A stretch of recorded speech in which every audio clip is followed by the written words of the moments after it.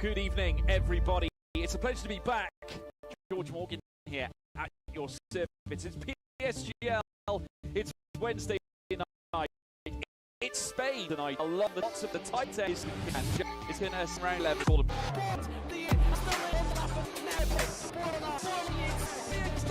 He's been on the cameras. Take two. It is PSGL. One piece.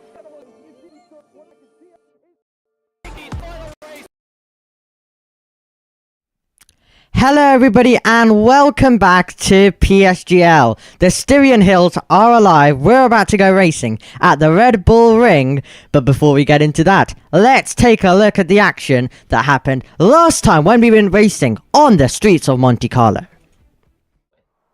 The 5 lights go out and we go racing on the streets of Monte Carlo. Felipe Salza holds the lead into turn number 1. It is Jane Tripkov trying to get past Kuba, but it seems like Kuba is going to be ahead and into 3rd position. It's Felipe Salza, then it's Sparky, and then it is Kuba. As we make our way through, up the hill we go. It's a dream start for Felipe Salza. Are they all going to be able to make their way through? That is the second Alpine in the field, diving to the inside of Jona Martins and diving ahead. Momentarily is Emil Lundell. You have Alan also waiting for his opportunity. We are side by side as we go down to the lowest hairpin. Are we going to see the Ferrari boxed in? We are going to see the Ferrari boxed in, and it'll open the door all the way around the outside. Goes Emil Lundell, and he takes the position there. He gets ahead of Jona Martins. And we have a late lunge to the inside by Kuba. Incredibly late on the brakes. Bit of contact between the two of them. And they're going to be wheel to wheel. Is Kuba going to be able to turn the outside all the way to the inside? They will be side by side. They bang a bit of wheels. Do the Alpine and the McLaren. Contact as Sparky hits the wall a tiny bit. And Kuba gets ahead. We also have a bit of battling at the back. That is through the Rascas between Nardi Perez and Daniel Gottschalk. And no, surely someone has got to give an inch, and neither one of them did, and it means that they're all that, and it means that Daniel Gottschalk was all out of shape out of the final corner, and Noel Coleman gets ahead. Qualifying was brilliant, and he's absolutely pulling away from the field. Daniel Gottschalk has retired, and we will need the virtual safety car due to that, as Daniel Gottschalk has found the barrier and becomes our first retirement on the circuit. Our second retirement overall is Will Gibson, also retired in the pit. Not any other strategy coming into play. They might just go and throw it on the hards, or they might even nobody's coming. Well, 2 people are actually coming. Carnaccio Sparky's coming. Milan Dell's coming. Alan Banasic. I want to know what cars they're going for. They're going for hards already. So it looks like we've reached the crossover point just a little bit earlier, as Boris Zakosek has picked up a penalty. Yeah. And I think Sparky's also picked up a little bit damage because that pit stop took a little bit longer as expected. Jane Tripkov has to try get through immediately, or he's going to be held up a bit. And let's see, Noel Coleman defends it. Jane Tripkov gets held up, as now Jane Tripkov is going to try and go all the way around the outside. He's going to get the inside line now. He surely gets the position, and it's a bit of a traffic jam as we make our way through. That is a late lunge in the background. That is a late lunge in the background by Alan, and he was trying to make that move on Tyus Korsman.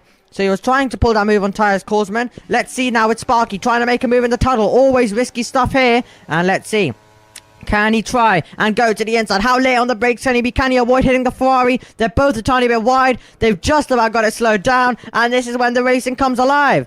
And we've got a car over the road. In the background, Nico Viani has picked up a time penalty, and that is going to get really tight through the swimming pool section, and Sparky gets ahead, and Kryzix goes round the outside contact, and round goes Kryzix, and also Noel Coleman is into the barrier as well, and it looks like we have the safety car out due to the moment, virtual safety car at the moment, but I believe that will be a safety car as you can see on the map. Chaotic moment here in Monaco, as all drivers went a bit crazy there, all trying to make moves, and they're all going to be heading into the pit lane, but that was definitely frantic action there. Keep an eye on Thomas Kankeni. He is the driver on the medium compound tires. He's the driver who should have the most grip at this stage, and that possibly could mean a dive to the inside coming up by the Aston Martin driver, and he will make a bit of contact with Alan, and then they will go side by side, a bit more contact between the two of them. Can the Aston Martin get ahead? More contact. They bang wheels. Now the Aston Martin ghosted momentarily, but he manages to get ahead. Thomas Konkeni moves up to 12. A caution in sector 1. That's Boris Zakosek, and Boris Allen's a safety car. And that is amazing news for Tomas Konkeni, because now he has a chance to fight again, as he was previously out of contention. And Zach Miles, who's just made a pit stop, might be able to leapfrog just a little bit, although I don't think it will be too much happening for him. And Jane Tripkov actually is getting a little bit closer to him. But the gap Thomas Conkenny, sorry, to cut across you. Thomas Conkenny trying to make a move on Noel Coleman as Zach Miles dived it into the pit lane. But Thomas Conkenny with a bit of contact, and these three drivers are getting very close to each other as they went into the Rascals. Williams driver getting onto the back of the Mercedes, and can Tyus Korsman defend this? Nardi Perez out of the slipstream to the inside, and they've made contact, and Korsman has to cut the corner, and this is exactly what I was talking about. Nardi Perez tries to make a move on Korsman. It doesn't pay off. Alan says thank you very much. Easy pass. It's 11th position. With make a so far, but now he's got a bit aggressive. Now he's made the move, thrown one to the inside. Korsman hits the wall slightly, and Alan Banasak makes his way up to 10th position. Yeah, with a slight tap on the wall by Tyus Korsman, that means that Nardi Perez should be close enough now. Is using overtake on the start finish straight, has DRS as well. No, Carlin has retired from the race, and that is through the pit lane as Nardi Perez does manage to get the overtake done onto Tyus. So that is good news for him. The opportunity for Kryzik. He'll go to the inside line. Korsman will back out of it. He knows now that he is really struggling, and there is no point fighting Kryzik. And Kryzik is allowed through then, and he moves up to 12th position. Felipe Salazar is going to make his way through the Rascas. He has been pushed all the way by Kuba, but he has holded him off all the way through. It has been a domination by Felipe Salazar, who takes victory once again. Felipe Salazar takes victory here at Monaco, and he beat home Kuba, who did all he can, but he's going to have to settle for second. So, Felipe Salazar may seem like the Max Verstappen to you. He kind of is. However, it's much more contested here. In Monaco, it was harder for all of the other drivers. But here at Austria, there is plenty of overtaking opportunities and 3 DRS zones that deliver us with fantastic action. So, it definitely won't be easy for Felipe Salazar. He'll have many drivers in contention with him for that victory, similar to what we saw in Australia. But I'd say we're going to get even more drivers with how Austria is. In the commentary box, alongside me, it's Mitt Sky who joins me. And Mitt, well, we've had an absolutely fantastic first 3 races. But I think this one could be the best one yet.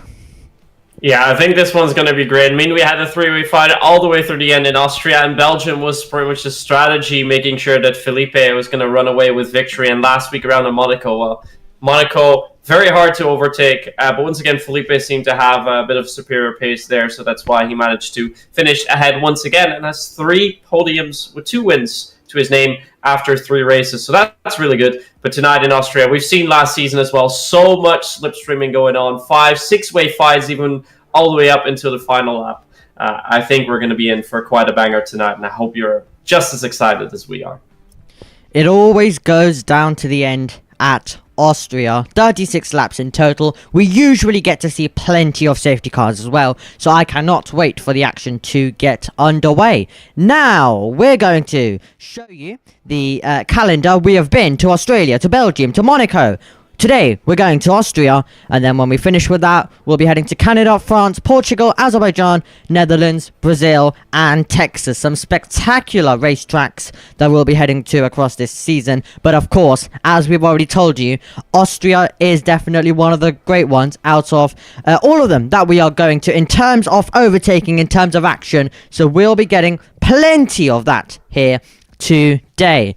Now, we of course don't have a break week in this season. We are going back to back to back, so it'll all go by very quickly. It's like we started the championship yesterday. We're already in round 4. We'll be at Texas with a champion crowned very, very soon. So it all goes by very quickly. So the drivers definitely need to keep on their A game and definitely have to keep consistent and put in the hours for each track every single week, because the tracks come thick and fast.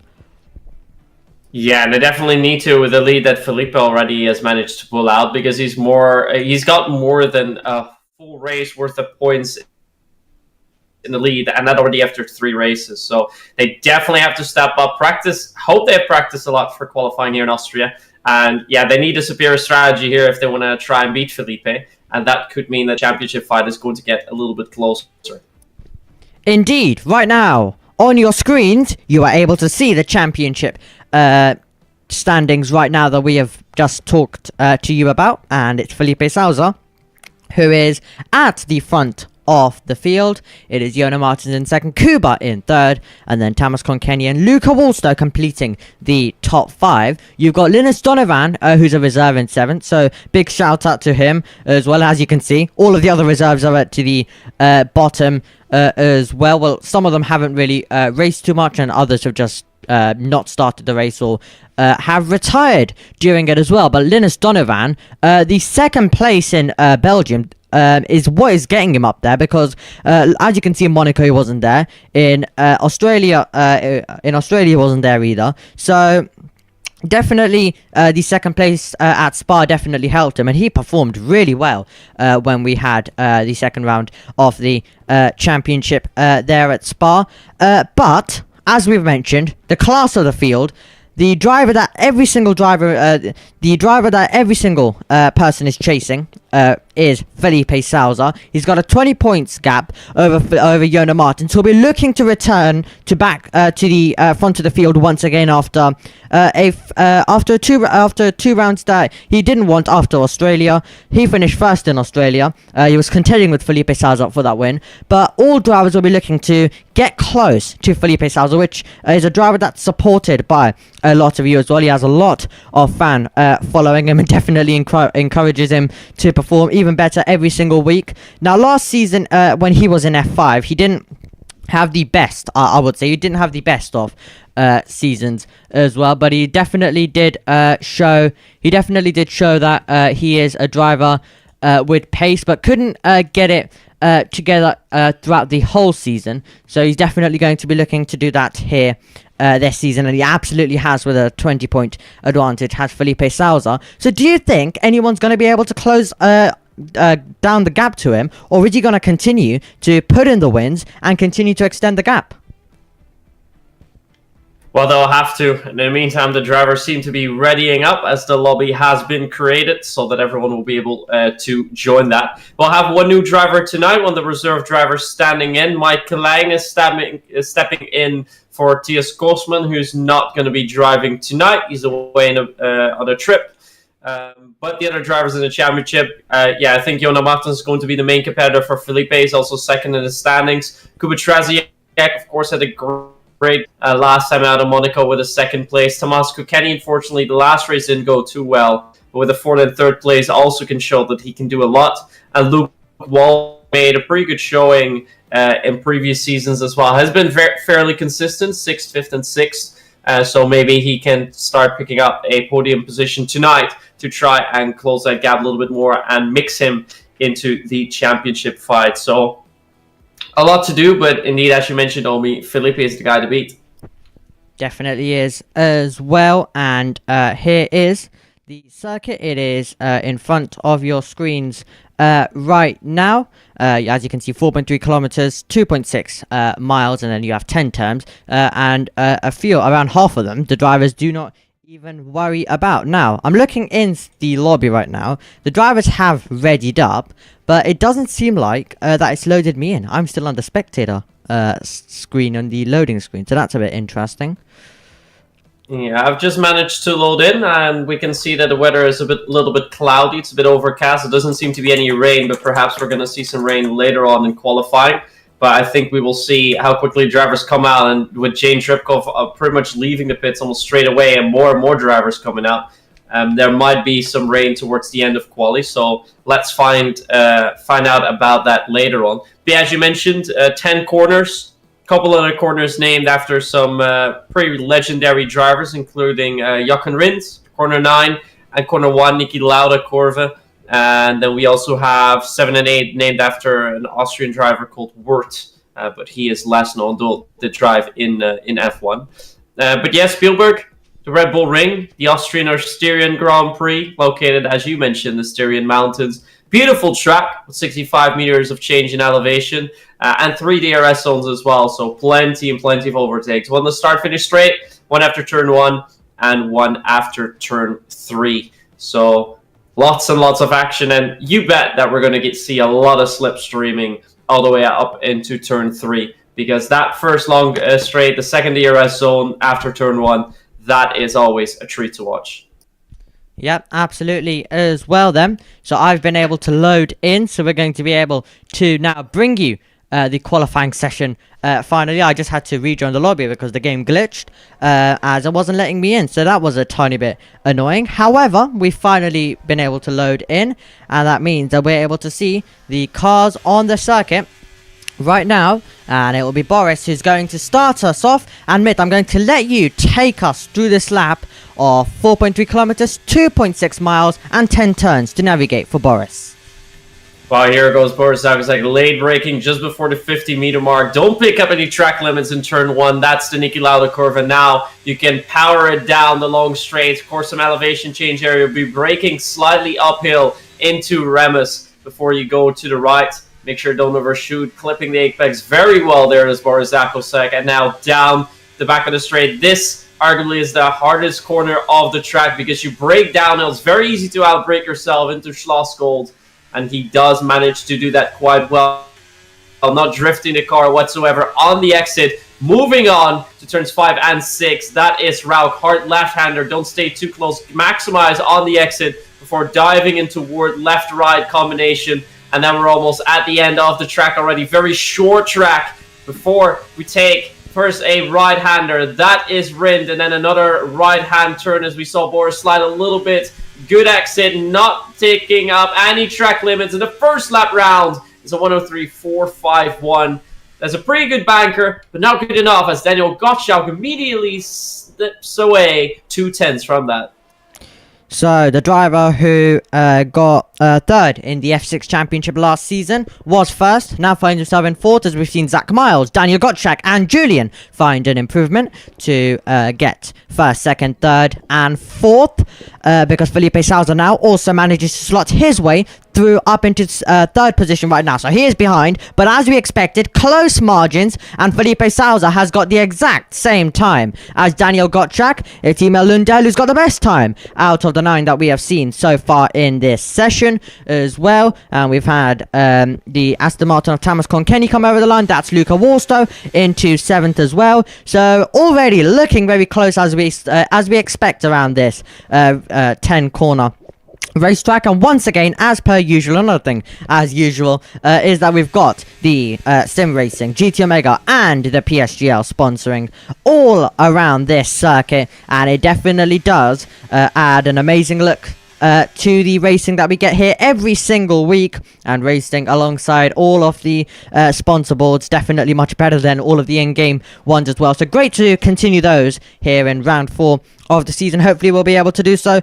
all the way till the end of the season as well. But right now, after run 1, it is Emil Lundell, Zach Miles, and Daniel Gottschalk completing the top 3, with championship leader currently sitting in P4. Yes, and his nearest competitor did go out for a lap, but Jona unfortunately picked up track limits in Sector 1, so had to abort that lap. We see 2 drivers that are a little bit off sync. They're now coming out, Sasha and Thomas Buldra. They are out for their first runs, and I think Mike Klein will be leaving the pit straight in a moment as well. Nardi Perez went for 2 laps, managed to set a 105.9 so far, but we'll be doing some more competitive laps in a moment, I can only assume. Most of the drivers are just waiting for their laps, and even though it is cloudy, with the drivers not really going for too many offset strategies, I'm not sure if there's going to be so much rain on the way, but I already see a Zauber leaving the pit straight. That must be the Zauber of Boris Zakosek, and it is. So he's already going for a very early second lap, a little bit earlier than I would expect, because the driver should do only 3 laps. And yeah, with the total amount of time left, they seem to be out a little bit early. Is there going to be rain over the horizon, Omi? What do you think?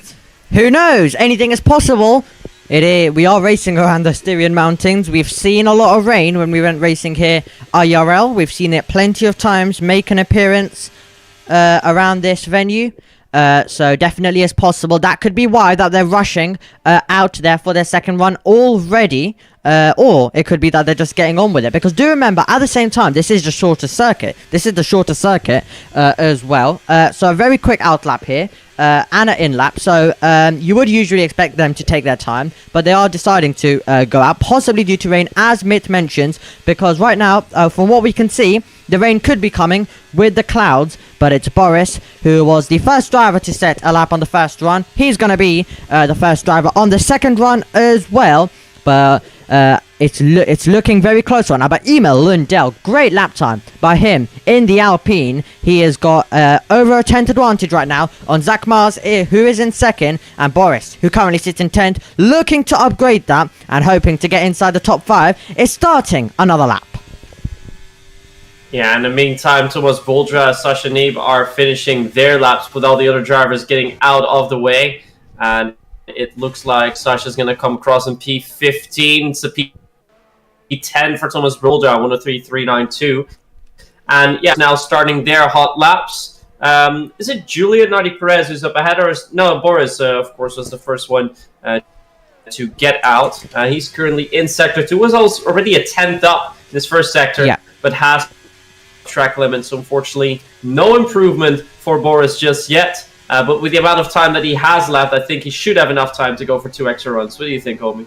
Possibly could as well. And as I mentioned, with how short the circuit is, it definitely does aid in that factor. On board we go with Zach Miles, who finished second in the F5 Championship last season. He's second in qualifying in round 4 right now at Austria. And he's making his way to the penultimate corner of this racetrack, throws the car in, hoping to keep it inside track limit, hoping to find an improvement that can get him to provisional pole at the moment. Zach Miles sends it over the line. It's an improvement by 46 thousandths of a second, but it is not enough to get ahead of Emil Lundell. Daniel Gottschalk is going to be into the pit lane. Felipe Salza invalidated on that lap, so he is not going to be able, and he's also invalidated to start this lap as well, so he won't be finding an improvement. What about the man himself, who currently sits in first position, Emil Lundell, looking to try and find some time. The clouds getting darker and darker as we go down towards turn 9 with Emil Lundell. And let's see, can he try stretch his advantage at the front of the field? And that definitely looked fast through 9, definitely looked fast through 10. Let's see overall what it looks like for the Alpine man, who extends his advantage at the front of the field by half a tenth of a second. And on a run that we didn't see many drivers find improvement, the man in P1 has found a further improvement right now. Luca Wolstow is also looking good in the first sector. Let's see if he can try continue that in the second and third though. But as you mentioned, Mitt, possibly the rain coming because it's getting even darker now. Yeah, it's getting even darker and the drivers leaving the pits very, very quickly. Boris Zakosek once again on an out lap, and that is well, much earlier than you would expect. But if we go back to Emil Lundell's lap, I don't know if you saw that last corner on board, but that was amazing. He absolutely perfectly nailed the final corner, and just there alone gained well over half a tenth on his previous fastest lap time. I think it's going to be extremely difficult to improve the lap time that he's done now, and it's going to be such a challenge for all the other drivers on the grid to try and beat this provisional pole time, because that was epic. Absolutely. Apologies, you would have seen controller disconnected for a second. Apologies for that. Everything should be back to normal, and you should have pictures as usual. Always hate when that does appear, especially when we are live bringing you a very close session, which you can't miss a second off because of how close it is. You can see, especially in the race, there will be so many moves that will be going on as we currently watch Keanu Leitard. Plenty of cars coming on the circuit. A bit of slipstream down this straight, but that should all be out of the way for him. He'll have 2 more cars ahead, and he's up by 15 thousandths of a second. And any small improvement for a driver, as Kryzik makes his way over the line, he goes into 8th. Any small improvement for a driver could jump them quite a lot of positions. You may think it's a small improvement, but it definitely could be a P9 all the way to possibly even the front row in second. Emil Lundell looks ahead of everyone so far, but the battle for second, it's all close beyond that. Keanu Leitard was looking good in the first, looking good in the second by 45 thousandths of a second, and even that improvement could jump him a couple of positions there, because Daniel Gottschalk and Felipe Salza are right now on identical times, sitting in 4th and 5th. Here is the man currently sitting in P6. Let's see if he can find an improvement, looking fast through the last 2 corners, and he sends it over the line, and as I mentioned, he can get ahead of the 2 drivers currently sitting on identical times, and 3 more thousandths of a second could have even got him 3rd position. That's how close the margins are at the Red Bull Ring. That is how close they are indeed. As we saw in the meantime, Tomas Kokeni jump up into 2nd as we were covering all the action. I'm currently seeing Daniel Gottschalk is on an improvement as he makes his way to Sector 2. because he doesn't need a lot of time in order to jump any places, but he's half a tenth down, so it doesn't look like he will be improving anything. But man in second currently in the championship, Jonas Martins, still has to set time, so I think it's wise to go on board with him and see what he can do now he's at turn 4, because he needs to set a couple of good laps, and I don't know how many more he will have time for after this, especially given the rain. That perhaps might be coming in as Jonah goes off, and that is a big moment for the Ferrari driver. He will have to come back in, but he's got 6 more minutes to a lap. This is going to be very tough for him, and as a man second in the standings, you do not want to have a bad qualifying tonight. Absolutely. Now, before we get into the last few minutes, let's hear from the man currently sitting in P6 right now. Let's hear from Thomas Buldra. My season in PSGL wasn't too good so far. I did get pole in first round, but the race pace wasn't good. Then in Belgium, the quali wasn't good and the race wasn't good as well. Unluckily, I wasn't able to race in Monaco, but I'm looking forward for Austria. The pace is looking good, quali is looking good, and I hope for a win or at least a podium.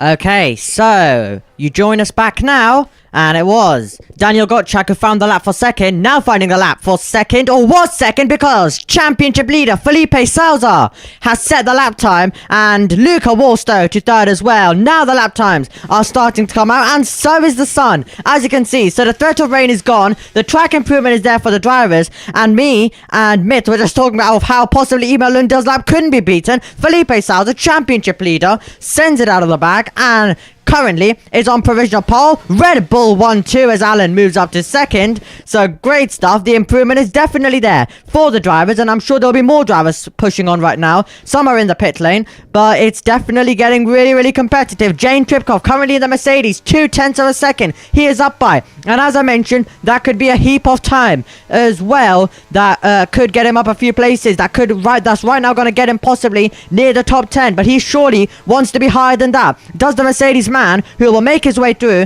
the 10th and final corner on this circuit. He'll bring it up to the gears, and it's good enough for 4th for Jane Tripkov, who is inside a 10th of Felipe Sousa, and we've got the top 4 not separated by anything. Right now, it's Felipe Sousa, Alan Banasak, Emil Lundell, Jane Tripkov, and Luca Wolstow, the top 5. So many improvements coming in, but some great laps by both of the Red Bull drivers. From Felipe, we were perhaps wondering where he was going, but picking up 2 10s, that is so massive. And then again, Jane picked up almost 4 10s of this previous lap time and now puts himself in P4. It shows that there is a bit of track evolution. But yeah, with the sun coming out, we don't have to worry about the rain whatsoever anymore. There's still 3 minutes 20 seconds left on the clock, so I think the drivers will go out for one more push lap. But yet 2 drivers have yet to set a lap time. Mike Klein and Jonas Martins. Jonas Martins had an invalidation. I think the second lap, not entirely sure what that happened there. And the third lap we saw where he almost crashed out after turn 6. And yeah, Mike, he mentioned Discord chat, he might not even go for quali, so we might see him start all the way at the back of the grid. But the drivers are now coming out, Omi. We're going to get ready for fourth and final runs, and it looks like Kryzix is going to be taking the lead. So, Kryzix will be taking the lead as well. The French driver right now in 12th. Let's see if he can try and take the lead on the timing page. And usually in qualifying, it does go mental that you could get everyone improving. And if that is the case, then we're going to be in for some ending to this qualifying session. Kryzix will be the first driver who will be setting a lap. So this will be really exciting to see what the improvement is going to be for the AlphaTauri man, as I mentioned, currently sitting in 12th, and every single driver will be looking to get inside the top 10. Jonas Martins, no lap time for him. Is going to be a lap time. Is going to be a first and only lap time. But as you mentioned, we've seen 4 runs in this session by a few drivers. That's just because of how short the circuit is. We thought rain was going to come with how early these guys were going, but they were trying to maximize every single lap, and every single lap can be crucial as well. This is going to be a crucial final lap though for Kryzix as he puts foot to the floor and makes his way down towards turn 1. Yeah, it looks like a few drivers are still staying in, but those are Tristan Debicor, Kuba Treziek. They will not be participating in qualifying whatsoever. All the other drivers are out on the track, including Mike Klein and Jona Martens, as you mentioned before. Sector 1 then for Kruijswijk. That is a big improvement already. That's a 10th. That is a 10th, and that would already be enough to push himself into the top 10. Let's see if he can continue with that as we go downhill a bit, but he's aborted? Yeah, so he's aborted it, so I'm guessing what he wants here is he's backing out of it and doesn't feel that, and he thinks that he can go even faster in the first sector. So what he thinks is that he can back out of it and possibly save his ERS, keep his ERS at a high level, and just push again. You've got 1 minute remaining on the clock, and right now we have the McLaren of Sasha Neeb pushing on around this circuit. Let's see what the second sector time is looking like for the McLaren. Up by 3/10, off a second right now, but it's not as impressive because 3/10 right now averagely, without the mats, will get you around up to 14-13, so a few more places higher, but he throws it into turn number 9, and he's definitely pushing the car to the limits. He's pushing the car, and he's almost losing it out of the last corner. Let's see what he can do over the line. He does find himself to the predicted 13th, as I mentioned. That was an improvement by nearly 4/10 of a second. However, if you find that sort of improvement, if you are, for example, 10th right now, you will absolutely be on pole position and a 2/10 buffer with that one as well. Here is Thomas Buldra. We heard from him earlier on in the broadcast, and he is pushing now down through turn number 6, and he's looking to find the time. Let's see what the Aston Martin driver can do. And he's up by 46 thousandths of a second. So he seems to be going very, very quickly. And we're also going to have a McLaren crossing the line ahead. The checkered flag is out at the end of qualifying. And Thomas Buldra has lost the car. And he spun around. Thomas Buldra has lost the car. Zach Miles is going to be in 6th here in round 4 qualifying. And let's see, what can Emil Lundin do? Thomas Conkenny onto pole. Thomas Conkenny, 1 minute 2.959 for him. Here comes Emil Lundin, was on pole earlier on in this session. Back on pole now with a 1 minute 2.875. Great stuff by Emil Lundell. Here is your championship leader, down by 3/10 of a second. It's not going to be a third pole in a row for Felipe Salza. 4/10 down overall. Can his teammate take the front row though? No, he moves up into 3rd, so it'll be Allen in 3rd. A second row for Red Bull at the moment, unless Jane Tripkoff can spoil the party. Out of the last corner comes the Mercedes man, and he'll bring it up to the gears. Currently in 8th, gets himself up to 4th, so he does spoil the Red Bull second row, but it'll be Emil Lundell who looked fast at the beginning, a bit of a lull in the middle, and at the end it's the fastest driver overall in the 18 minutes of qualifying. He'll be leading us down to turn number 1.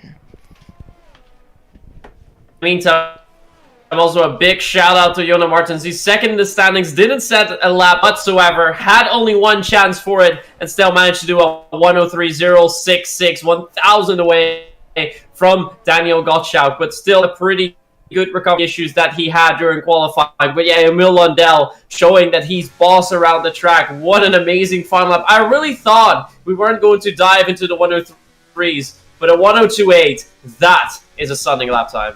That was spectacular. We expected qualifying to be spectacular. It absolutely delivered. And Emil Lundell, great lap time at the end. 84 thousandths clear of Thomas Conkenny, then Alan Banasak, Jane Tripkoff, Felipe Salza, Luca Wolstow, Daniel Gottschalk, Jona Martin, Zach Miles, Keanu Litar, Julian, Thomas Buldra, Boris Zakosek, Kruijswijk, Nardi Perez, Noel Coleman, Sasha Neeb, Tristan Debecourt, and then Kuba and Mike's, with 3 drivers not setting a lap time at the end. Now, we're going to go for a little break, and then we'll be bringing you the action from Austria.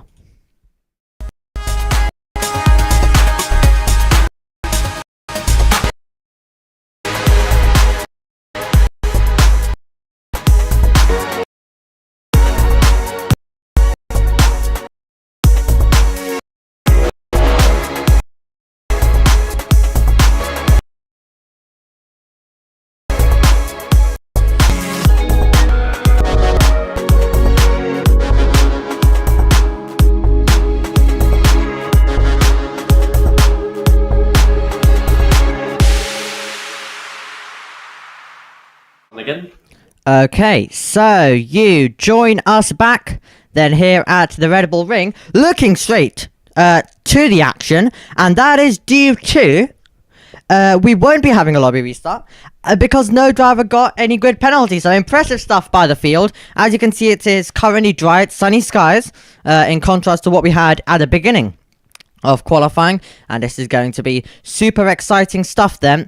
The drivers will be battling over 36 laps, and 36 laps which I'm sure will be absolutely fantastic, and we'll have action in every single one of them, as I was referring to earlier in the in F5 last season. If any of you did watch that, because I'm sure some of you would have, as I know a lot of you support drivers like Felipe Salza, Tyus Korsman, who were in that field last season. That was absolutely thrilling in Austria, the best race of the season in my opinion. And here in F4, I think we're going to be in for that. Of course, we've had one driver demoted from F3. We've had a lot of drivers maintaining in F4. We've had promotions from F5 and F6 coming in as well. So this is going to be thrilling. Now, we've had Mike Klin, who's left the session, and Jona Martins left the session. So maybe it seems like we are going to be having a lobby restart.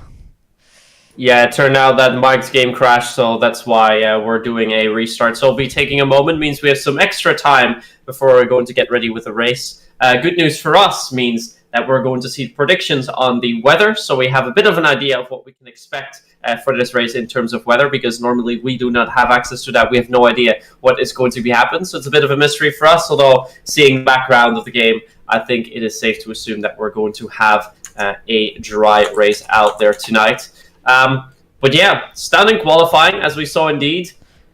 That will definitely make one for highlights. But yeah, last time round as well in F4. I mean, the battle for first started with like 8 laps to go, and drivers were slipstreaming, putting themselves in the right position, overtakes, and then it just kicked off. But having 8 laps, the 8 final laps going for fights, normally it's just the last 2, maybe 3 laps. So that just shows how competitive this track is. But yeah, the track is super short. It's very easy to stay within 1 second of one another. And yeah, once you have DRS, it's not going to be easy to pull away or to fall out of that gap. So the drivers are keeping it close because of that. And that just means it is amazing for us spectators to watch.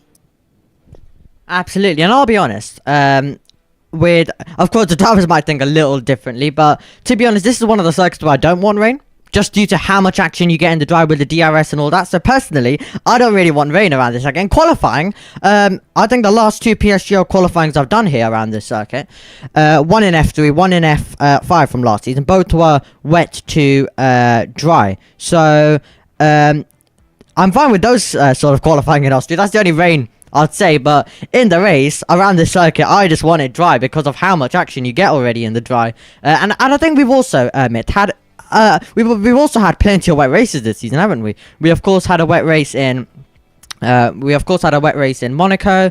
We had one at Australia as well. So we've had plenty of wet action already. So I think let's have a dry race here at Austria, because I think you'll deliver in the dry. But do let us know your predictions on and who you are rooting in this race. Do let us know your thoughts as well before we get into it, because we'll be getting into it very, very quickly. All the drivers get in very, very quickly. So always love to see it. But Felipe Salza, championship leader, not finding the improvement.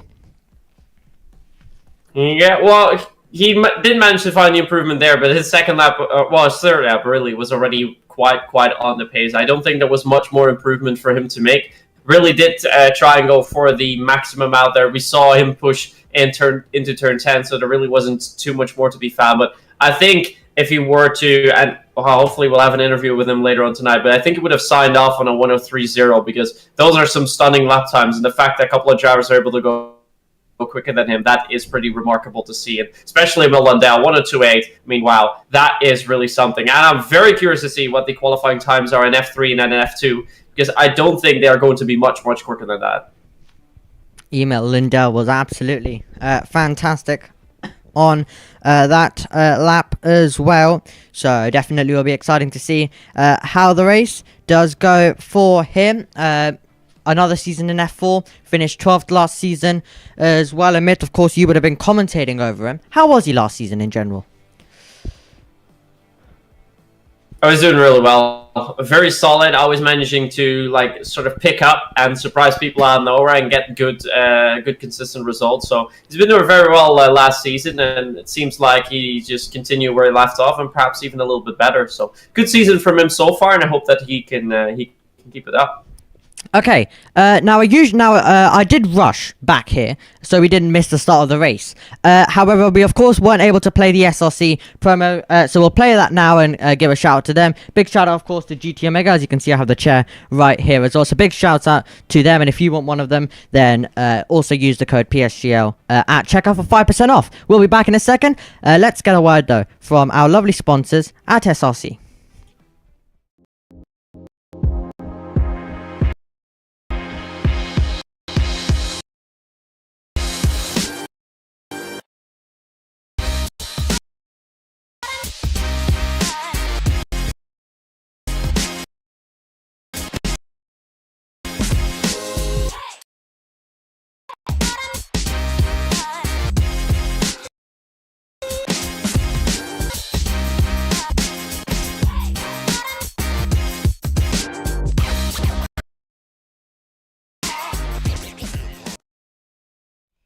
Okay, great to get a word with our lovely sponsors there. We got a word with GT Omega earlier, and now we've been able to get a quick word from SLC, just as we have the time as well. Before we get into all of the action from Austria, it will be 36 laps of pure action. You guys know how races around Austria works. It's absolutely phenomenal. If you watched an esports race around Austria, it's thrilling there. So cannot wait for this one. To begin, we're going to be in for a dry race from start to finish. So luckily my wish is going to be true of a dry race, and we're going to be getting into it soon. We have the timer right now in the lobby ticking down, and I think we're going to be in for some fight on the opening lap of the race. And I think we're gonna I'm gonna give a little prediction. We're gonna get contact at some point on the opening lap, either through turn number 3 and 4. We hope the drivers keep it clean, but I am predicting some contact between the drivers.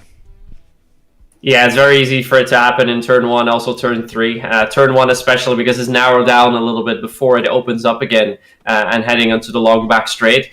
Something else I wanted to know, because we were talking about qualifying times, I did see a snapshot from PCF2 somewhere in the middle of qualifying. They had 5 drivers in the 1029s, but no driver at that point into the 1028. So Mil Lundell would have been quicker than at least provisional pole, at least as it is for a time being, in PCF2. So that shows how quick our drivers went around the track this time around. But I believe last week as well, the race in Monaco, I believe the racer finished 7 or 8 seconds before the race winner in PCF3. So it shows how well the competition is and how well the drivers are all doing. So it's really, really amazing to see. And yeah, we can only hope we're going to see so much more action tonight.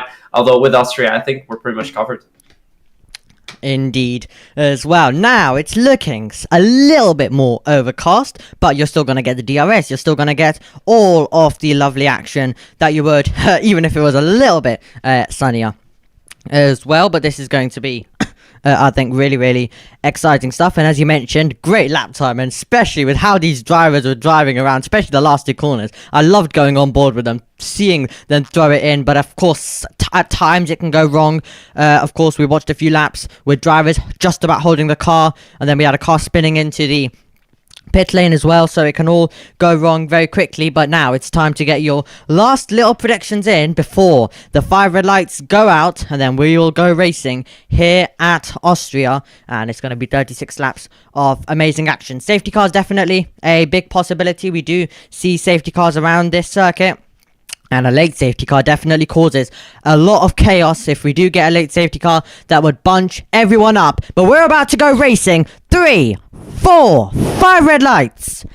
And PSGL is racing in Austria. Perfect getaway by Emil Lundell. He holds the lead. Thomas Konkenny trying to come up on the inside and trying to take the race lead, but he is going to be in second. It is going to be Alan Banasak in third. Felipe Souza battling with Jane Tripkov as we make our way down towards turn number 3 for the first time. The 2 Hasses side by side of Luca Wallster and also Daniel Gottschalk as we hit the anchors, and there's a move being attempted in the background. That's Nardi Perez, who was going very deep to the inside to try and make a dive bomb, but Emil Lundell holds the lead. Jane Tripkov is going to have an opportunity to get past Felipe Souza as we go down to turn number 4. Opportunity possibly for Thomas Konkenny to try to take the lead. The 2 Red Bulls are also very, very close as well, and we're on board with a man currently in P3 looking for second position. Emil Lundell, though, with the start that he wanted, he has the lead.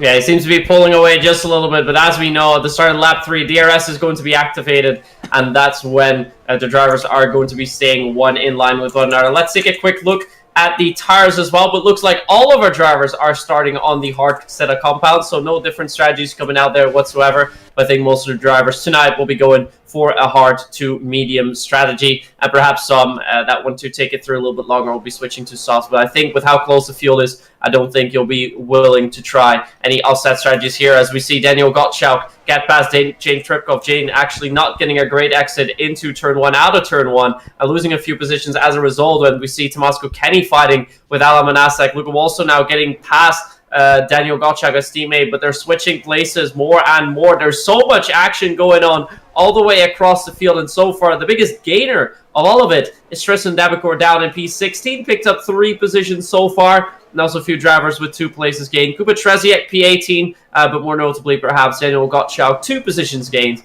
now currently in P5, as Alan Banasek gets past Tomasko Kenny in turn 6. That is a very, very hard overtaking opportunity, but he gets it done. Brave stuff there into turn number 6, as you mentioned. Alan Banasek and Tamas Kenny going all in on lap number 2 of the race. Apologies, a little another controller disconnect there, and you missed the action for just a second. However, we are back now as well. Down towards the first corner we go once again. Emo Lundell has a 5/10 advantage, and now we have DRS enabled. It's going to give us plenty more action as well, especially in the battle for first with Alan Banasek, who's been going on the attack. He'll be looking to make some more moves. Now, talking about moves, who is going to be dishing out the overtakes as we get on the brakes? Seems like they're all going to be single file out in front, but I believe Felipe Souza, we're going on board with the championship leader. He's getting close to the rostrum right now. We're still very early in this race, so even if he does find himself to third at the moment, it will all change around by the time that we get to the business end of the race. On lap number 36, we are going to get safety cars, we are going to get pit stops, and it all can change around very quickly. And this is the battle right now for last position. Noel Coleman and Mike Klein both doing battle, and it's the Ferrari right now that is ahead in 19th, and Mike Klein in 20th position. Back to the front though, we currently look as well, and Alan coming under a bit of pressure by Thomas Kenny after taking second position at turn number 6. Felipe Souza once again applying the pressure on Thomas Kenny as well, so they're all running very close together, and we once again have DRS. It's going to be plenty of DRS for these drivers, and Alan Banasek is soon going to have an opportunity to try take the lead. Felipe Souza still looking for third position as we go through turn number 3 and back on the power then, and it seems like everyone right now in a bit of a DRS train, but there was a move being attempted in the background by Boris. He was trying to get past Kryzik. We ride on board with Boris, who is having a little look on the inside. That's going to be let on the brakes to the outside for him. So he was on the inside, now he was going to the outside. He just about got it slowed down there, but no such changes on this lap, and all of the drivers stuck in a bit of a DRS train. Yeah, indeed, stuck in a bit of a DRS train, as we see a bit of dust, I think, kicking up there when they head into turn 7. But everyone within DRS train, that is not uncommon for a race around Austria at all. But I think up ahead at the front of the pack with Emil Lundell and Banasek, I don't think they'll be going for many switches for the lead, because when you're on top, when you are the first driver, when you're leading the race, you do not have DRS. So what you're essentially doing is you're pulling the field and you're just dictating the pace as Thomas Boldra picks up a 3-second time penalty for track limits. But at the front, you're dictating the pace. You'll likely have to use a little bit more of VRS. You don't really need to go for overtakes, although Felipe Salsa takes away the spot podium place for now. P3 from Thomas Kenny. But it really doesn't matter. You don't really want to be leading the race at this stage. You want to be leading the race at the final lap. All the other laps really is irrelevant as long as you stay close. Perhaps P3, P4 max. All the other places you don't want to be in. Big slide for Thomas Kenny. That is the reason why Felipe Souza was able to move up to third position. So it's Emil Lundell, Alan Banasek, and Felipe Souza now the top 3, with Thomas Kenny dropping down, and he was almost dropping out of the race with that moment. Lucky to keep the car still pointing in the right direction, and lucky to only lose 1 position, because that could have easily been a race-ending accident there for him. On board we go with the Mercedes of Jane Tripkov, and he's now on the back of Jona Martins then, and let's see if he can try and make a move on the race winner from Australia, the only non-Felipe Sousa win there has been this season. They're all looking very close on this lap. It looks like we're going to get a change of lead. Alan Banasak to the inside of Emil Lundell, and the Red Bull driver at the Red Bull ring will hit the front of the field with DRS, but Emil Lundell will not let that one happen, and he will come charging back then. They're both side by side in towards turn number 4, and Emil Lundell will hold a position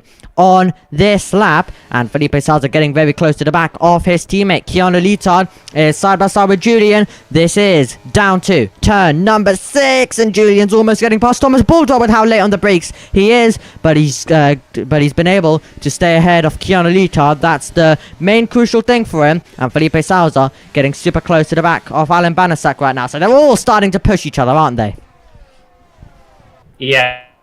They're really starting to push each other a little bit more. And you see that Alan went for the overtake there because he knew that if he was going to hold in, Felipe was just going to dive it down the inside and he was going to lose P2. So had to take P1 there momentarily, only to see Emil, overtake him back in the next straight, just literally 1 quarter later because there's more DRS coming up there. But if you look further down the field, looks like Keanu Lito is getting closer and closer to Julian as he tries to break it lay down to the inside. There's very little space there, but the drivers still manage to keep each other alive. And as they power down the second straight, it looks like Keanu had to concede a little bit of time to Julian and stay behind. As in the meantime, Kuba Treziek has gone past Sasha in P17. But aside from that, not too many more overtakes happening for the time being. But then again, it's not easy to overtake when everyone has DRS in front of you. It's just a race leader of it. All the other drivers have DRS.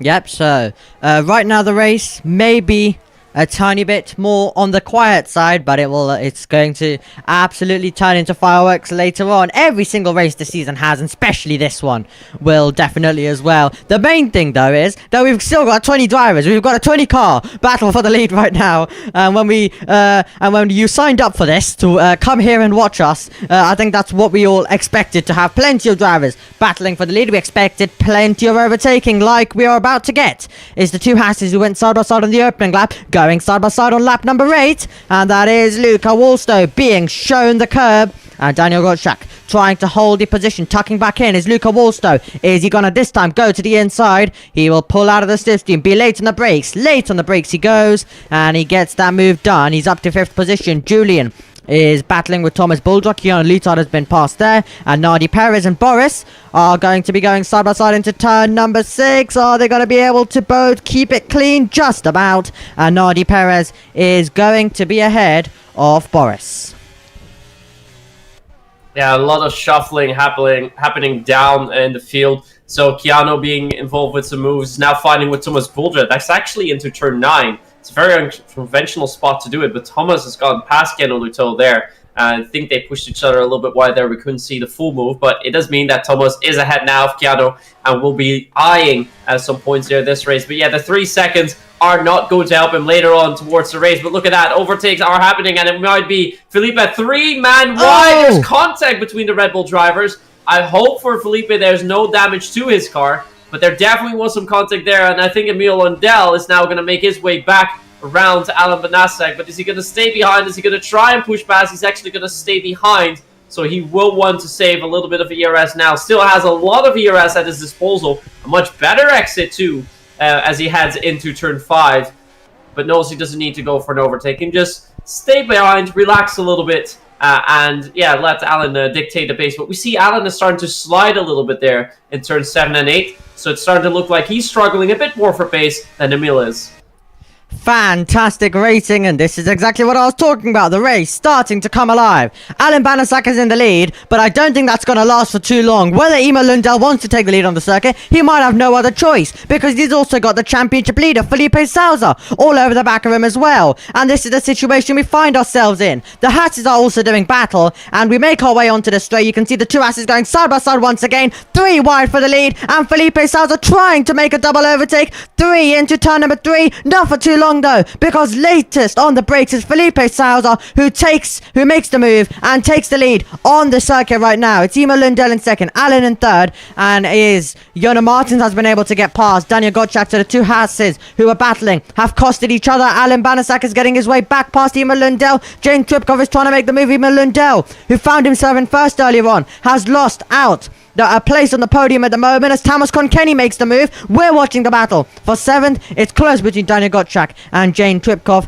as well, but it is going to be Daniel Gottschalk who stays ahead, and Alan Banasak trying to pull a bit of a gap. So the two Red Bulls at the front of the field, at the Red Bull ring right now, and Emil Lundell is applying the pressure, or trying to apply the pressure right now on Thomas Konkenny as they come over the line as well to begin lap number 11 of this race. But it was definitely very exciting the last time that we made our way through this part of the lap. A very exciting lap 10 indeed, but we also saw Thomas Boldra drop down a little bit as he picks up another 3-second time penalty for track limits. Was in P11 at the start of lap 10, now is in P15, so drop down the order a little bit. Tristan Debicor making 2 overtakes. Noah Carmen, Kuba Treziak fighting a little bit more. They're all now getting past there. Nardi Perez also overtaking Thomas Boldra now. So much going on all the way across the track. Sasha now getting past Kuba for P18. And yeah, up ahead, Emil Lundell still getting very, very close to Tomas Kokeni. So much happening, so much going on, and so many drivers being about 2/10s away from one another. So many overtakes that are bound to happen, but for the time being, we'll have to wait until the next lap once again, because this is a part of the track where you can only stay close, try slipstream a little bit, but not really go for an overtake just yet. But I think the fight that we want to be on is the fight for P3. Emil Lundell getting so much closer. That was a good exit out of turn 10. Is going to close the gap a little bit more onto Tomas Kokeni, now within 3/10s of one another. So if he can line himself up with a good exit out of the Niki Lauda curve, he might be able to get past here on the first straight. Definitely was very fast into the first corner of this circuit, but wasn't fast enough. The two Red Bulls getting very close together, and Emil Lundell is into the back of Thomas Konkenny, and 4th and 3rd make contact, and they throw each other out of the equation. Emil Lundell though still right now in P5, but that's contact made between the two of them. Not what both wanted, but both Red Bulls will be enjoying that. It's Felipe Salza, Alan Banasak, and Luca Wolster who has joined them right now in the top 2 positions, but contact between 3rd and 4th. Yeah, potential competitors for Felipe, who was P4 in the standings, I believe. Noel Carmen, Arsenio Gottschalk picks up a 3-second time penalty for track limits. But yeah, we saw Emil Lundell break a little bit too late. But I think it was also, he was caught off guard a little bit that Thomas broke a little bit earlier than he was expecting. Tried to avoid it, couldn't really avoid it anymore, slammed into the back. And that was the Aston Martin drop down from P3 to P16. So it's going to be a tough recovery for him. One can only hope that he doesn't have any damage to his car. He is continuing for the time being, can stay within the DRS range of his teammate, so I don't think there will be too much damage, but that is a very unfortunate moment. We see similar things happening now. Emil Lundell breaking so much later than all the other drivers and gets very, very close to the back of Jonas Martins as well. Emil really needs to watch out this race if he doesn't want to cause any more incidents. Absolutely. And Luca Wolster, who's had a best finish of P5, that was in round 2 in Belgium, right now is going to better that, but still with a long way to go in this race. And Thomas Boldra has gone off the road. He's in the runoff. He'll go into the grass and do some Valtteri Bottas grass cutting. He'll be given a 10-second penalty, which will be removed. Exactly. And yeah, so that's not what Thomas Boldra wanted at all. He's had a off-roading trip there, but he's now back on the circuit as we go on to lap number 14 as well. But Luca Wolster right now is going to upgrade his position, as I just mentioned, but he knows that there's a possible chance for victory. He's currently sitting in P3, and Thomas Boldra has retired in the pit lane, so this is going to be a race to forget for him. Change for lead, possibly. The two Red Bulls side by side. We are watching this from the man currently sitting in P3. Felipe Salza holds the lead for the time being. DRS for Alan. Is he going to come alongside and make the move into turn number 4? Once again, the two Red Bulls side by side. Luca Wallstow very late on the brakes, almost getting involved. He might get involved. Look at that traction Luca Wallstow has got. He's up alongside Alan Bannersack. Is he going to risk one to the inside of turn number 6? Wheel to wheel we go. Luca Wallstow gets himself ahead. Great move by the Haas driver, who fights his way through and moves up to second. Yeah, great move as we have. Yeah, the yellow is still by Thomas Mulder. He has retired, but he already had 6 seconds to his name. And then if you also have to resume in from the back of the field with quite a gap, and I can't imagine why he has decided to abort that. But because of the late braking move into turn 4, Alan Banasek tried to go for the lead, but instead outbrake just a little bit. Luca also getting the better exit and now has gone past. But look at him behind. Jonah Martins is getting so close to Alan, but we might see the overtake first by Alan Manasek, who is using a little bit of VRS, having a look down the inside, cheeky look down the inside, tries to push Luca a little bit wide. Not much contact happening there, but Luca gets the better exit and again tries to pull away and starts to pull away from Alan once again. But again, down the inside, braking comes in from Alan Manaxis, but this could be the moment for Yoda Martins. We can take both people from the inside. Yoda Martins goes from 4th to 2nd. That's amazing. Fantastic stuff by Yona Martins, and he was absolutely nowhere in the picture earlier on, and he's currently in 2nd and looking at the race lead. Nardi Perez has dropped down the order to 19th position. Fantastic move by Yona Martins. Opportunistic stuff there. Seeing the two cars run out wide of Alan Bannersack and Luca Wallstow, Yona Martins says thank you very much, and he moves up to 2nd place in the race, and this is going to open a door for him to fight for victory. He was the winner in Australia. He's now trying to be the winner at Austria, and he's in 2nd right now on lap number 16 of this race. Nardi Perez has retired to become a 2nd retirement. Both have been in the pit lane, and we are looking for more moves possibly coming. That's laid on the brakes by Daniel Gottschalk, and some then as he tries to get past Emil Lundell and Zach Miles in there as well, deploying a bit of ERS, trying to get onto the back of the Haas, who will cover the inside, go the long way around. He'll say to Zach Miles, who knows that'll be hard, so instead he'll try and get the better traction, but Daniel Gottschalk comes a tiny bit onto the line that Zach Miles wanted to be, so that kind of ruins his momentum there. Definitely not for Julian, who's trying to stick a nose in all the way around the outside of Jane Tripkov. This would be extraordinary stuff. He's still trying to keep his foot in, but he's finally going to be run out of road, and Julian really trying to make a move there as well. Back to the front of the field we go. Emil Lundell was just about hanging onto the car when we cut off from him there. Fantastic racing at Austria, as we predicted.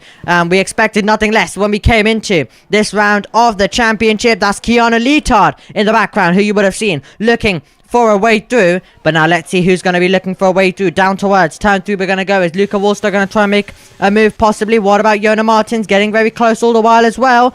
And Luca Wallstow having a little look on Alan, who will hold his position. Emil Lundell in there as well. Down the straight we go once again towards turn number 4. And Yona Martins getting super close, but not making the move on this straight. He doesn't need to make the move straight away. The only time where he really needs to make the move is if Alan Bannersack is right on the back end. That's the only real time, though, you actually have to make the move. If not, if you have a bit of a gap, then you can afford to just sit behind. Yeah, he can sit back and relax a little bit. We see that the race is out, and that's because we are fast approaching our first and lonely pit stop sequence. I expect the drivers to come in at the early 20s in lap time, so perhaps 21, 22, or even 23. The drivers are going to come in for mediums, as Keanu Lito has already done. So is Noel Karma, but these drivers further to the back of the grid, so they will have to try an offset strategy, and they can only try and go to the mediums if they really want to make anything happen here. And indeed, Noel Carmen has switched to the mediums. Noel Carmen and Keanu Lito both switched to the mediums, but I think most of the drivers are going to stay out for a few extra laps so they have the fresher tires at the end, because once again, you don't have to be in front at the end of the race. You just need to have the best tires and enough ERS to go for overtakes. That is all you need. And I think most of the drivers know that as well. So they're not taking any risky moves. The only driver who was doing that a little bit was Alan Banasek, but instead of first, he has now dropped down third in the order. So you can see how much it matters. If you try to go for some moves, especially moves into turn 4, it's very easy to outrate yourself just a tiny bit, and it means that the driver behind can just sweep by as the gaps are so tight. So really be careful, wait it out a little bit, and yeah, just make sure that you have the best car at the end of the race. Here is the man who was in P1 earlier on, who was leading the train. Many cars behind him have come into the pit lane, which has given him a bit of a gap.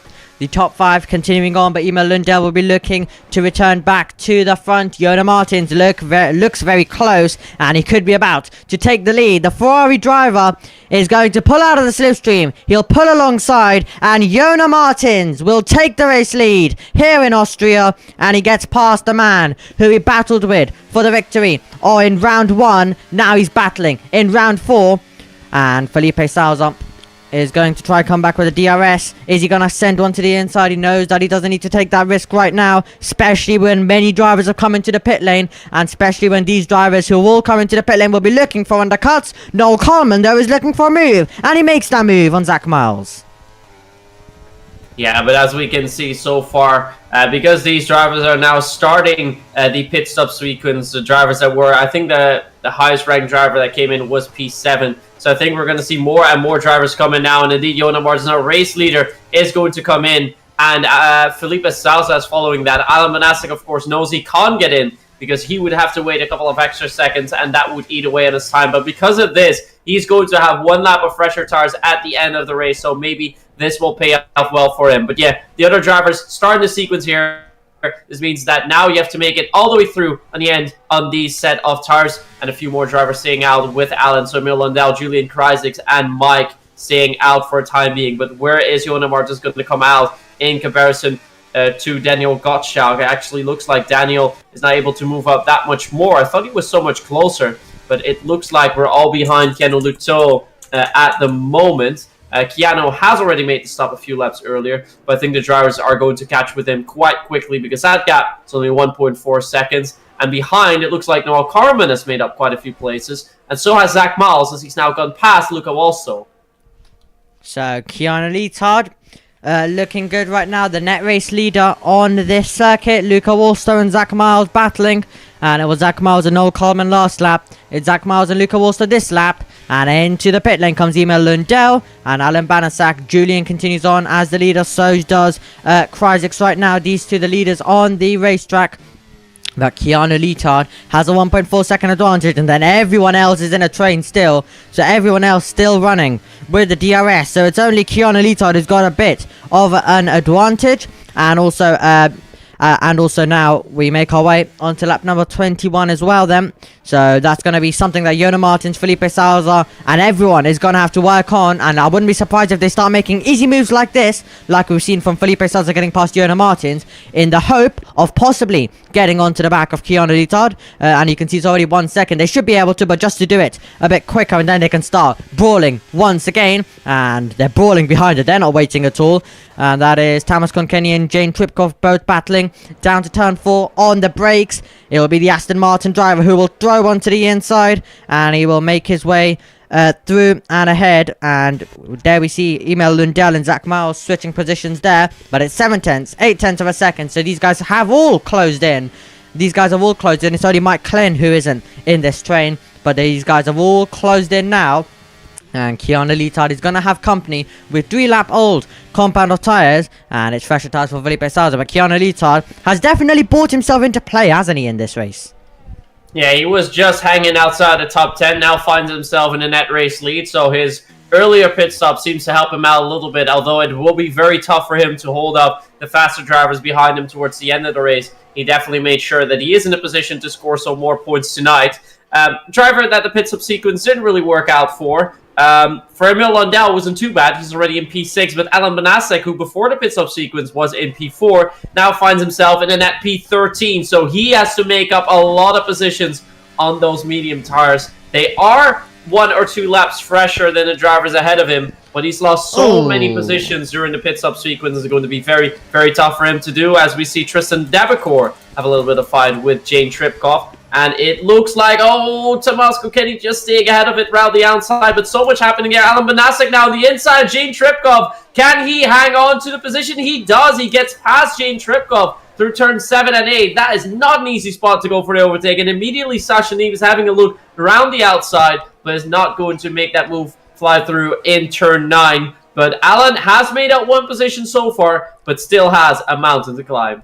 He does. That is unfortunate for Alan Banasak. He's going to leave his teammate fighting with Kiana Leotard. Jona Martins is going to be in there as well. We could be about to go 3 wide once again here in the Austrian Grand Prix. Jona Martins switches to the inside. Kiana Leotard's been mugged. And Felipe Salza has the lead. Jona Martins is now in second. And Kiana Leotard will be getting mugged by more drivers as well. Here comes Luca Bolsto trying to get his way up to third position on the rostrum right now at the moment. He's almost going to be overtaking Jona Martins with how late Luca Bolsto was on the brakes. They're still side by side, so he still has Kiana Leotard for company as we go down to turn number 6. Who is going to give an inch? Neither of them, it seems like. Kiana Leotard is going to run Luca Bolsto out of road. He's going to hold the position as Kiana Leotard is fighting for it right now, and he has absolutely every single right to do so. He doesn't want to lose positions right now, but Luca Bolsto, a move that he thought was going to be simple, a bit more challenging on this occasion, and we're going to go battling once again as we will go on to lap number 24.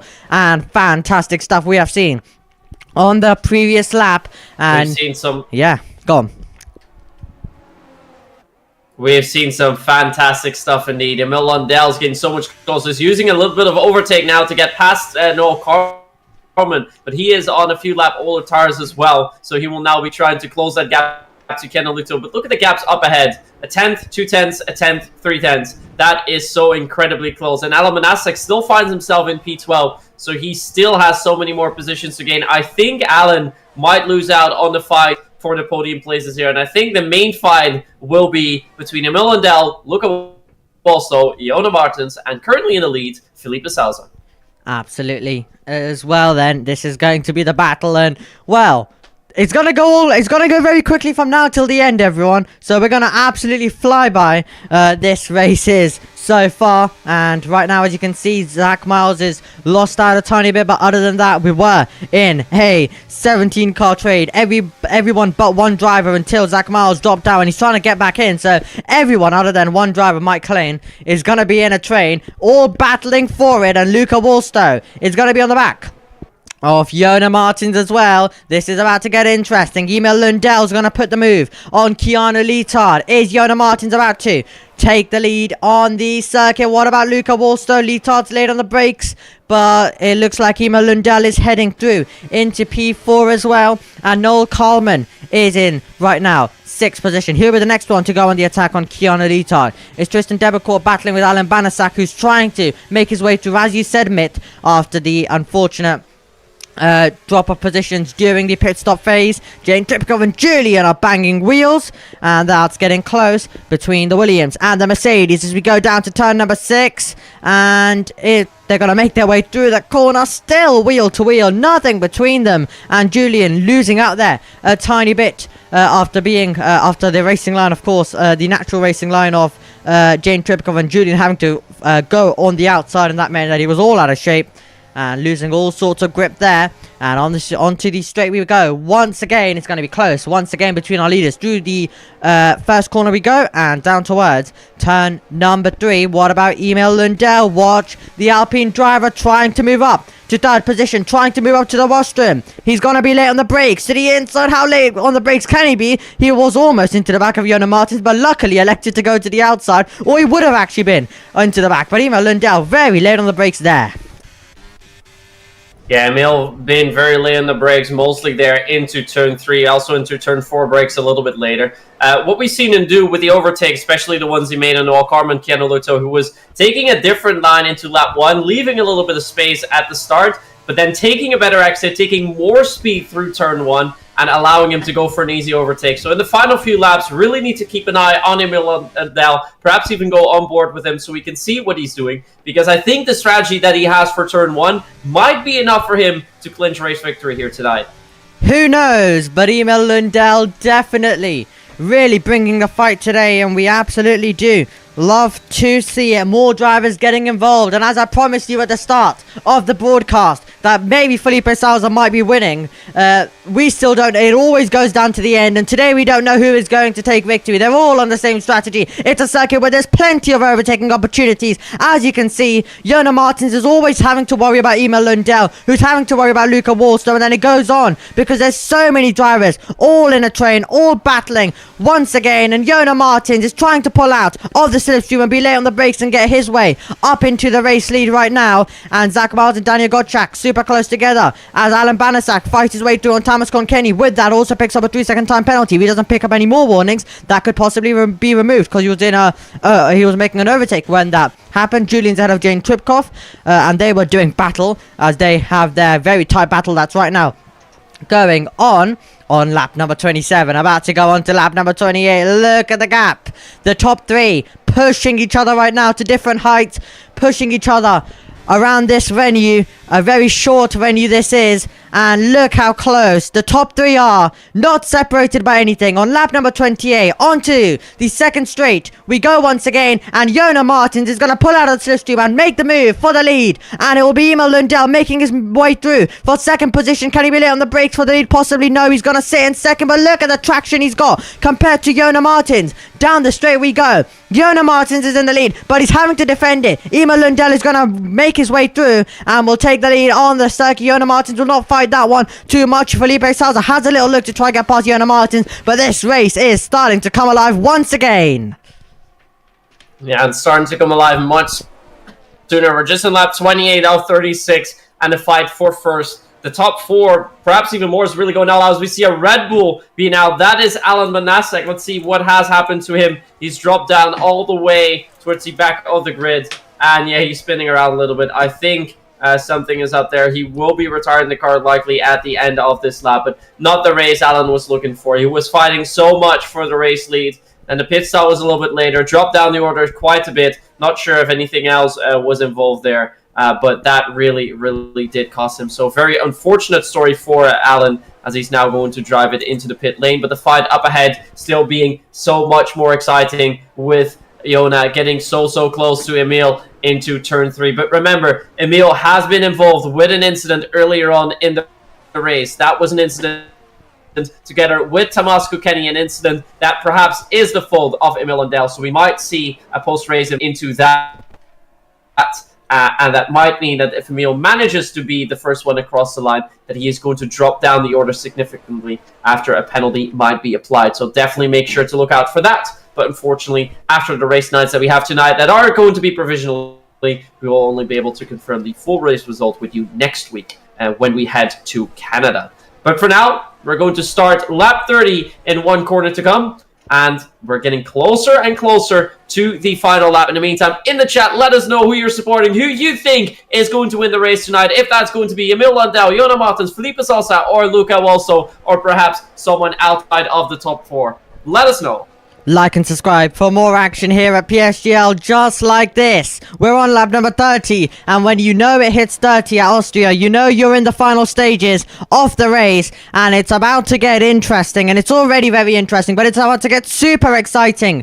As Tristan Debecourt gets his way past Kryzik, they're still going to be wheel to wheel, and they're both still going to be battling as we go down to turn number 4, and there's no waiting around. If you're battling for positions like this, contact ahead is Kryzik, and Kryzik now is going to try to get past Zach Miles, who made contact with Julian, and Tristan Debecourt's going to be to the side as well, 3 wide possibly. No good camera angle by the EA game to show us it though, and Kryzik is going to be ahead of Zach Miles, will be shoved off there, and Tristan Debecourt is going to take the opportunity. Nearly contact between the two of them, and they're banging wheels. It's about starting to get aggressive for these positions as we see Zach Miles throw a nose in there through turn number 9. That is absolutely risky stuff to do, and Zach Miles throwing a nose in there. We make our way onto the start finish straight to begin lap number 31, and down towards turn number 1 we go once more, and the battles behind is getting really tense between all of them looking for overtakes, all of them looking for moves as well. And there we see the Sauber driver Tristan Debecourt up against Jane Tripkov down on the brakes once more. Jane Tripkov trying to hold a position, but Tristan Debecourt is going to get his way through, and some fantastic battling all throughout the field. Fantastic battling that we have indeed. But we see that the drivers currently on the freshest tires, Julian and Kryzik, they were very low on ERS as well, so it's going to be very hard for them to move even further up in the grid. And for Julian, I mean, he knows Daniel's got a penalty up ahead, so he will be getting that position regardless, so doesn't really need to fight for it unless, of course, he will want to gain more and more positions towards the end of the race. But the drivers up ahead still keeping it close. Half a second separating Emil Lundell, Jona Martins, and it's 4 tenths, 2 tenths, 3 tenths, 4 tenths, 2 tenths again to Boris Zagosek in P7. The drivers keeping it also close as Kuba Treziek gets the overtake done onto Tristan Debicor. That is for P13. So much action going on all the way around this track. We're now in lap 32. And we're just waiting for when the drivers are going to be going all out onto Emil Lundell. When are they going to try and make the overtakes happen? Because it looks like Felipe and Jona have the ERS advantage over Emil Lundell. It's not by much, and I think Emil might have saved up enough just to keep the drivers off in the final lap. This is going to be extraordinary because it doesn't matter how much ERS you could possibly save. It always might not be enough because there are always so many drivers giving chase with 3 DRS zones, and usually the battles will not be sorted in those 3 DRS zones. They could even go. We usually do see it. They decide to sit behind. That's why we haven't seen it so far in the race for the lead. But we could even see it down to turn 9. We could even see it down to turn 10 because it's all for race victory at the end. We are about to go on to lap number 33, and every single lap we go on to, you can see I'm getting really excited because we're getting closer and closer to the final lap, which we're gonna get answers, which we're gonna get the amazing racing, and who knows who's gonna win this. Right now it's Emil Lundell, but it can all change around in one lap. We've already seen contact in the battle for third, it was at the time, but you know these drivers are all gonna go all in on the last lap. It always is the case, and there's so many of them. If you are right now the driver right now in 5th, or you're the driver in 6th, you're going to be going all in to get yourself closer to the front of the field, like Noel Coleman is. He's trying to get past Keanu Lizard. Both of these drivers on the same amount of tire wear, and a bit late and late on the brakes there for Keanu Lizard will keep him the position. Noel Coleman, Zach Miles getting his way through on Jane Tripkov. But soon, we're going to be getting the decision. Is Emil Lundell going to go tactical? Is he possibly going to allow Jona Martins through on let's say lap 34, lap 35, to be behind onto lap number 36? Let's see. We're about to get answers, and we're going to start to see this all playing out. We're going to see and start this all play out. But the gap's still staying a bit closer. Now we see that Kianaluto and Noel Carmen, because of the fight, they've dropped down a little bit, although not too far just yet. So they're still within DRS range. And Julian and Daniel Gottschalk getting closer to Boris Zakosek as well. But now DRS is starting to be used. The fight is now going to start in the final 3 laps. Jona Martins with the overtake on the inside, and Felipe is also immediately having a look there as well. But yeah, Emil Lundell had saved up quite a bit. Also important to note, the driver with the fastest lap so far is Emil Lundell, and likely will be the one to keep that towards the end of the race. But now Felipe is still on the inside of Emil Lundell, realizes that he likely will have to let Emil go. But that's going to make it more difficult for him to catch up with Jona Martins, who currently is in the lead. We have about 2.5 laps remaining. It's still all to guess for, but I think as it looks like at the moment, Jona Martins has a superior strategy, has a superior ERS levels, so if he can keep it as he can just now, he might be able to steal that race victory away from Felipe Sosa. Can we have a prediction, Mitt? Who do you think is going to take it? I think I got to give it to Jona for now. He definitely has a good pace there. As I mentioned, the ERS levels seem to be good as well. Felipe definitely will be giving it his all. We might even see Emil be the first one to cross the line, but I do expect Emil to get a post-race penalty. So then we'll have to look who finishes second or who does finish ahead of him. And I think that will be Jona Martins tonight. Who do you think, Obi? Could be anyone, but right now, Felipe Sousa trying to make a move. Possible penalty lying over Emil Lundell, as Mitt reminds us of. But right now, it could be anyone to play for. We're going 3 wide. Here we are on the penultimate lap of the race. Cars all over the road. Felipe Sousa late on the brakes to the inside. Here comes Luca Wallstow as well. Wheel to wheel we go. Fantastic racing here on the penultimate lap. We're 3 wide for the lead with Felipe Sousa on the inside. Surely someone's got to give an inch. We're still 3 wide, and off goes Luca Wallstow. Here comes Keanu Litard as well. And Felipe Salza has P1, but we expected it to turn into fireworks. It has turned into fireworks. And Felipe Salza is P1 right now on the road. Jonah Martins is in second. Emil Lundell in third. Luca Wolstow is in P4. And it's going to be 9 cars all battling for it as we make our way on to lap number 36. We're on the final tour. It's the 36th lap of the race, and we're making our way through turn number 1. We've got 4.3 kilometers, 2.6 miles to decide the winner in round 4 in Austria. And we've got Jonah Martins giving chase. We're all chasing behind as well. And here comes Jonah Martins looking for the move on Felipe Salza. Late on the brakes, battle for third, battle for the lead, and Jonah Martins gets his way through. He takes P1 on the road, and Felipe Salza makes contact with Luca Wolstow, who's trying to get his way through as well. And Luca Wolstow is up to second. Can he take the lead at the end? Luca Wolstow looking for it at the end, but it seems like Jonah Martins is gonna hang on, but Luca Wolstow is still there. He's still challenging as Felipe Salza has dropped down to P5, but this has been absolutely fantastic by every single one of these drivers, and it's going to be the man who took victory in the opening round of the season who will take victory here in Austria. Jonah Martins has driven absolutely brilliantly, but Luca Wolstow trying to take it away. This is the penultimate corner, and now we're to the last corner on the last lap, and Jonah Martins is going to just about hang on unless Luca Wolstow makes it a drag race to the line, which he does, but Jonah Martins hangs on to take the victory right at the end, and Luca Wolstow takes second, Emil Lundell takes third, but Jonah Martins is on top in Austria as he picks up his second victory of the season. That was so clever by Jonah. At the first straight, just heading into turn 3, he waited a little bit. He waited until the DRS line, and when they crossed the DRS line, that's when he went for the overtake onto Felipe, which meant that on the back straight, he still had DRS, but Felipe did not. That allowed Jonah to pull away. Still got under a lot of pressure from Luca also, but because of that move, Felipe dropping down the order a little bit, still coming across the line in P4 provisionally, might still be promoted to a podium later on, but that superb strategy from Jonah in the final lap does allow him the race win here. And that reason, or the way to beat Felipe here this season around, is going to be strategy. And the man that did that best tonight was Jonah Martins, and he will be the first one across the line as well. Great race by him. What a race indeed, coming down all the way till the end, and who doesn't love to see it? That was absolutely extraordinary action there, and Jonah Martins, that was phenomenal. I'm speechless after that race. That was incredible. We didn't know who was going to take victory. It could have been anyone right at the end. They all could have collided, and it could have been Keanu Litard as well, but that was incredibly close at the end of the race as well. I'll ask any of the top 3 if they would like interviews, because we love speaking to them, and it's always lovely when they all pop in and we are able to have a chat with them about what we witnessed and their thoughts and their insight as well on how it all went for them. But Jonah Martins, a great victory because he's had a few off rounds, let's say, all the way through from round 2 and round 3. Of course, there hasn't been that many rounds, but he took victory in Austria, then he's had in Australia, then he's had a little break, and now he's taken victory in Austria.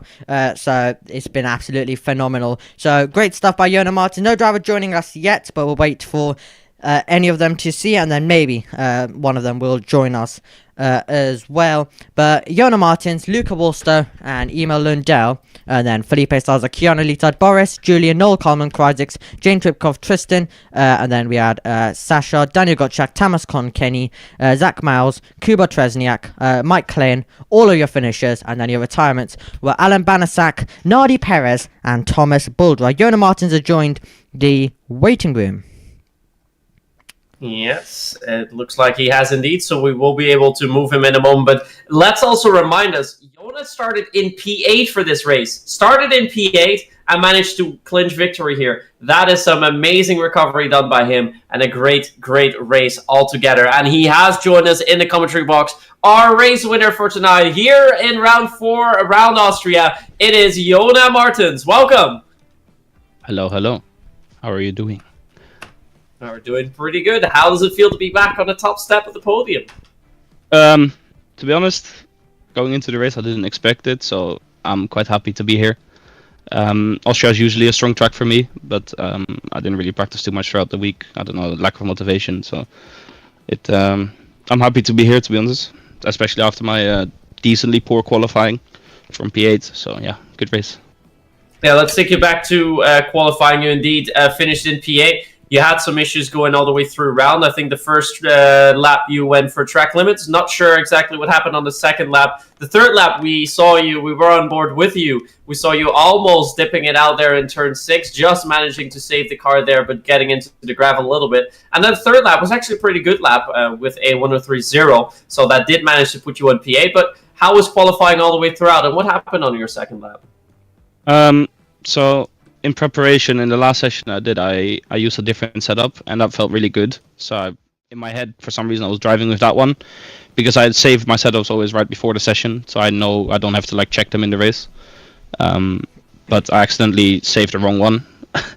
So I found out before my final lap that I was driving on the wrong setup, which was a bit too understeery, the first setup, hence why I invalidated twice and went into the gravel once. So yeah, when I went on to the correct setup with the minor changes to make it turn a bit more, in the end I got a decent lap in with the pressure on, because obviously I had no lap on the boards yet.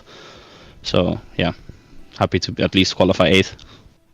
Yeah, and then in the race, we were pretty much halfway through the race, and at one point we saw you do a double overtake into turn 4. You saw, I believe it was Alan Banasek fighting with, I'm not sure if it was Tomas Kokeni up ahead or if it was Luca Volsto. Not entirely sure, but they were fighting for it into turn 4. They went a little bit wide, and you just snuck on underneath and managed to overtake 2 men in one go. How was that overtake for you? Felt a bit like Hamilton in Silverstone, to be honest, when I did it. I had it once earlier in turn 3 as well, where I got past 2 guys, I think. I'm not 1000% sure, but yeah, the one in turn 4 felt really nice to get through, because that put me directly with Felipe for the final laps, which was important. And then in the end, because of that, I was able to play the strategy well, and I guess use the racecraft in the end to win the race. Against Emil was really quick as well, even in quali, as he showed with his pole lap, which was really good. Yeah, Emil was definitely very quick, was also able to pick up a pole position as a result. But let's take you back to the final lap once more, because heading into turn 3, you were waiting a little bit. You did not want to overtake Felipe too early. You wait until the DRS line. That's when you put it alongside, and that's what allowed you to pull away towards turn 4 with extra DRS. That was strategy, wasn't it? Yeah, I knew I needed to be second for the final lap. You don't need to be second, but it's a very big preference in general to be second, because the DRS. So it was a bit sketchy with turn 4 the lap before, where there was Emil, Luca, Felipe and me. No, not Luca. I think it was Emil, Felipe and me fighting with us 3 into turn 3 and turn 4. And then Felipe lifted a bit on the inside into the left-hander of sector 2, so it was a bit sketchy. We're 3 wide there for a second, I believe, but I knew I needed to be second if I wanted to win the race. So I guess the strategy worked out well. On the straight, I lifted early because I knew I needed to have the DRS detection, because otherwise if you're tight on the inside, you're gonna have a poor exit, and if someone behind you has DRS and you don't, then you're still screwed. Especially because I didn't have too much, because I used a bit too much on the lap before. So yeah, it worked well. Luca nearly got me into the final sector again. So I was quite low on ERS, so I was a bit scared, and I had 2 warnings from like lap to drive really safe again. So but yeah, in the end, good race. Happy to be back here. Well, with that, let's make the bridge immediately to Luke also, because you had a cheeky look, at least wanted to go for some moves into turn 9 and turn 10. It was not really a move that was on, so you didn't need go for it, but you got really, really close to race victory, didn't you there? Yeah, I got really close. I was running in P4 for the last 6-ish laps, and I knew I had to force Felipe into a move with either Emil or Jonas, so I had to try and make it work. It didn't work for multiple laps, but yeah, it just came together in the last lap or 2. I just kept forcing, and people made mistakes, and yeah, I just capitalized on it, and yeah, I was up behind Jona on the last lap. Maybe could have gone for it in the very last corner, but yeah, it's best to not do anything stupid that could cost me or Jona the race. So yeah, overall, I got what I wanted. My plan worked. From lap 30 to 36, I gained what I needed to get onto the podium. So Yeah, we said it in the pre-race. We were talking about you. You finished so far 2 times in P6 and 1 in P5, so 6, 5, and 6. So far, we mentioned that tonight could be the day that you could pick up a podium place, and indeed you managed to do so with P2. Was this also a goal for you beforehand, heading into the race, getting into the podium positions?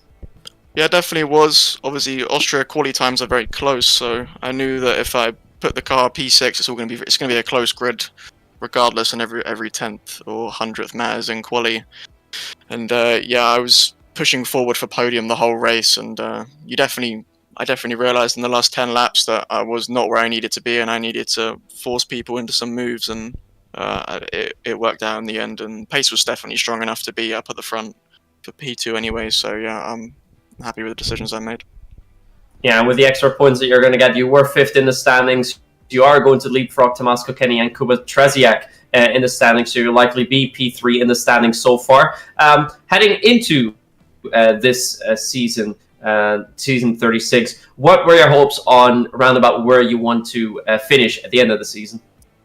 I was definitely looking for to win. I only come here to win, and I try my best every week to win. I practice to win and set up the car to win, and so I tried my best to do. I don't want to finish 3rd, 2nd, or anything like that. But obviously, good results, I'll take them when I can. But yeah, I definitely look to where the tier I'm in. I look to win. So. All right, and then if we look at the rest of the calendar, which track you're looking forward to the most? It's probably this one. It's probably one of my strongest tracks. To be honest, it's probably a strong track for everyone.